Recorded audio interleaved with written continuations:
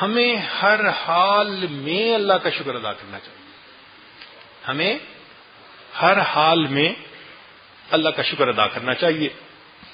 کئی مرتبہ بندہ سوچتا ہے میرے پاس تو یہ نہیں تو وہ نہیں تو فلاں نہیں. نہ، جس حال میں بھی ہیں اس حال میں کیا کرنا چاہیے؟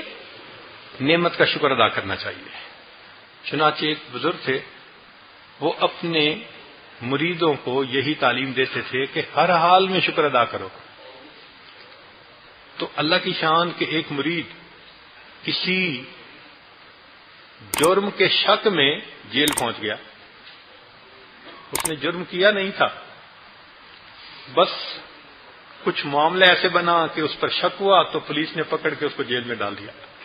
اب اس کو بیڑیاں پہنا دی گئیں. تو اس نے جیل سے میسج بھیجا، آپ تو فرماتے تھے کہ ہر حال میں شکر کرو، میں تو جیل پہنچ گیا. انہوں نے کہا اس حال میں بھی شکر ادا کرو. اب وہ بڑا حیران کہ پاؤں میں بیڑیاں اور ظاہر میں نے یہ غلطی کی بھی نہیں، اور حضرت فرماتے ہیں کہ اس پر بھی شکر ادا کرو.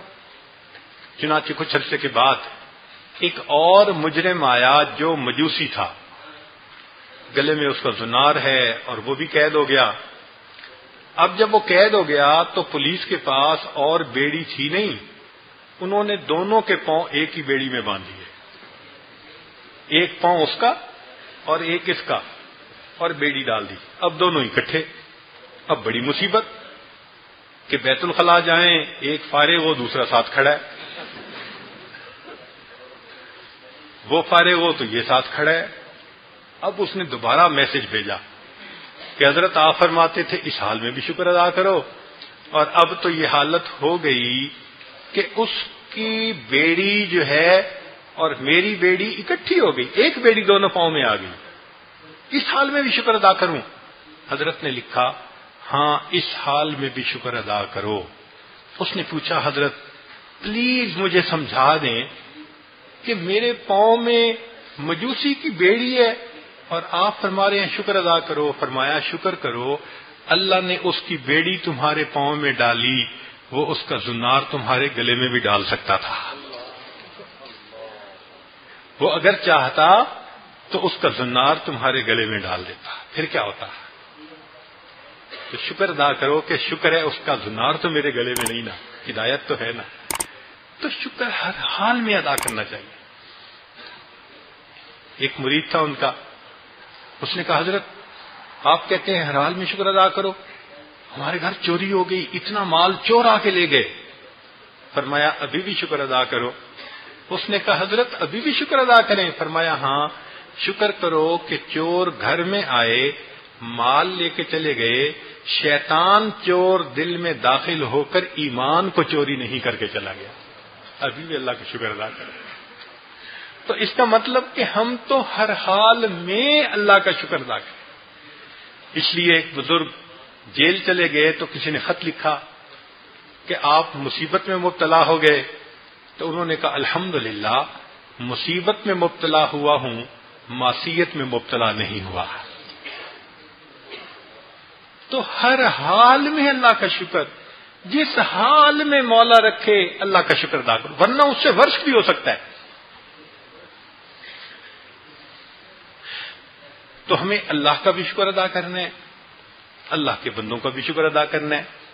چنانچہ ماں باپ کا شکر، بہن بھائی کا شکر، دوستوں کا، عزیز اقارب رشتہ دار، مسلمان دوست بھائی، ہم نے دیکھا کہ اس میں ہم بہت زیادہ کوتاہی کرتے ہیں، بہت زیادہ کوتاہی کرتے ہیں. ایک مرتبہ بیرون ملک میں ایک اسکول کے بچے تھے، وہ آئے تو ان کو میں نے کچھ کینڈی تھی کھانے کے لیے دی. تو میں نے دیکھا کہ تقریباً 50 بچے آئے، ان میں سے 40 بچے ہمارے اپنے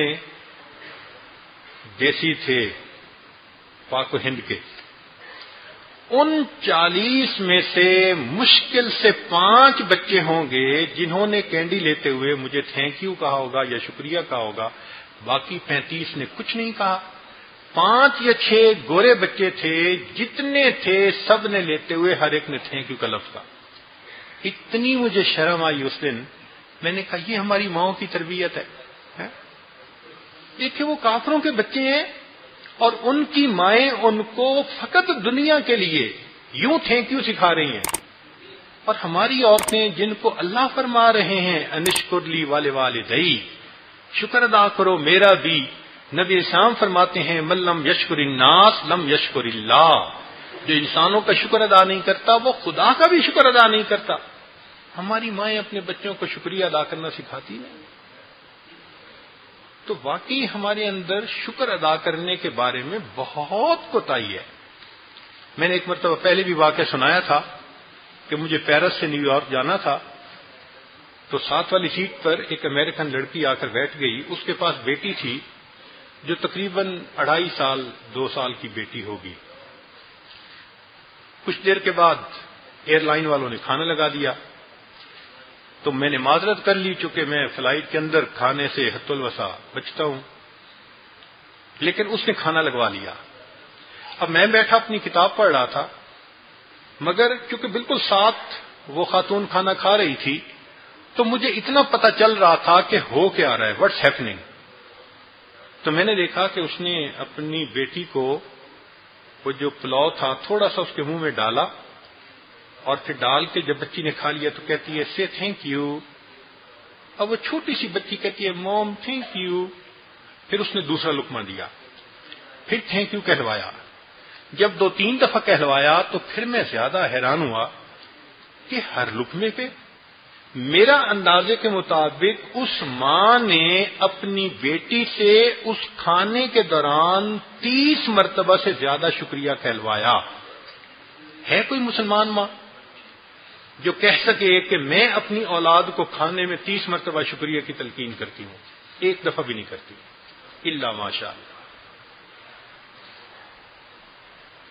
یہ وہ نعمتیں ہیں ہم سے چھن گئیں، اور دیکھا کفار نے کہ بھائی ان کے اندر تو بڑے آداب ہیں اور اچھی ہیں، یہ ہماری تعلیمات انہوں نے خود اپنا لی.